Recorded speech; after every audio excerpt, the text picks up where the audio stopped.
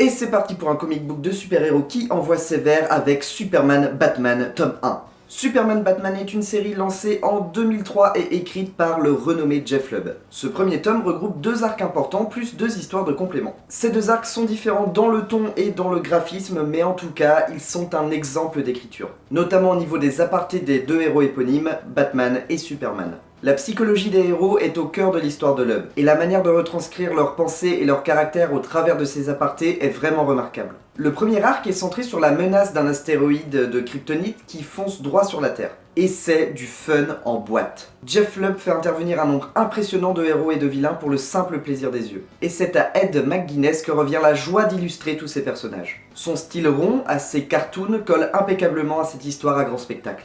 La deuxième partie, plus dramatique, fait revenir sur le devant de la scène un personnage bien connu de la mythologie de Superman. Et c'est l'excellent Michael Turner qui prend le relais de McGuinness pour dessiner cette aventure. Son trait beaucoup plus épique est tout à fait cohérent avec le ton de cette histoire, même si on peut parfois s'étonner de l'étrange faculté de Turner à confondre les femmes avec des allumettes.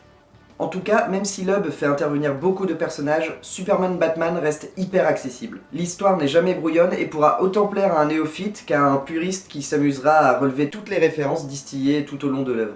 Peut-être une petite déception pour les fans du Chevalier Noir, même si Batman est bel et bien un des protagonistes de ce comic book et est traité comme tel, les 2 histoires tournent malgré tout exclusivement autour de Superman.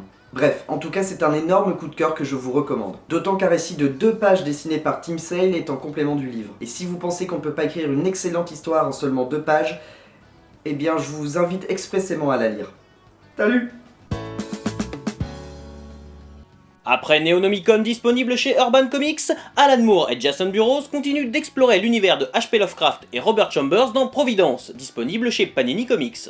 New York, début du XXe siècle, un jeune journaliste en manque d'inspiration part à la recherche d'informations sur un mystérieux livre, et son voyage dans l'Amérique profonde pourrait bien l'amener à découvrir de terribles secrets enfouis depuis bien longtemps. Autant vous le dire tout de suite, si vous n'avez pas aimé Neonomicon, ou que vous n'avez jamais lu Lovecraft, Providence n'est pas pour vous. En effet, ce volume regroupant les 4 premiers épisodes de la série prend son temps et dissémine par-ci par-là quelques discrètes références aux œuvres qui l'ont inspiré. S'il capte parfaitement l'essence du travail de Lovecraft et Chambers et reproduit à merveille cette ambiance lourde et malsaine, Moore est ici plus dans l'hommage que dans la création originale. Résultat, Providence est immersif mais jamais surprenant. Salut, je m'appelle Phil, aujourd'hui on va parler de Outcast aux éditions Images édité en France par Delcourt. C'est écrit par Robert Kirkman, c'est Monsieur Walking Dead, donc c'est une écriture très bavarde on va dire, un peu dans le genre de Bendis chez Marvel. Il faut que je te dise. Ah oui, qu'est-ce qu'il y a? Ah non, rien. Vas-y, dis-moi. Non, oublie ça, il fallait que... Vas-y, tu peux m'en parler. Non, je sais pas si je dois te... Tu peux tout me dire, pété. Non, alors déjà on dit Peter, et je sais pas si je dois t'en parler. N'hésite pas à me parler. Qu'est-ce que tu as fait? Je crois que j'ai Peter.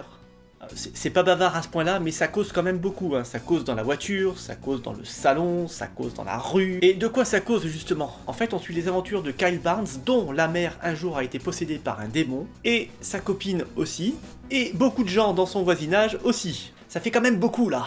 Donc avec un curé exorciste, il décide de se comprendre pourquoi, enfin qu'est-ce qui se passe. Au dessin on retrouve Paul Azazeta qui fait pas dans le cartoon franchement. En même temps le genre s'y prête pas trop donc c'est pas plus mal. Alors depuis le début de la chronique, je me jette pas partout et ça donne l'impression que je suis pas super emballé. Alors déjà c'est parce que j'ai une angine, mais les comics.fr me font quand même bosser parce qu'on anticipe la future loi du travail. Mais en fait si je vous le vends pas comme la meilleure série du monde, c'est que déjà il peut pas y avoir que des meilleures séries du monde, et puis c'est surtout que je ne sais pas encore si c'est une bonne série. Dans ce premier tome en fait on nous présente les personnages, les lieux, et c'est tout. Mais j'ai l'impression qu'une fois que tout sera mis en place et que ça va partir, ça peut faire mal. Je pense vraiment que cette série a du potentiel. En tout cas une chose est sûre, c'est que si vous aimez The Walking Dead, vous aimerez Outcast parce que c'est exactement le même genre que ce soit dans le rythme, le graphisme, etc. etc. Allez, à la prochaine.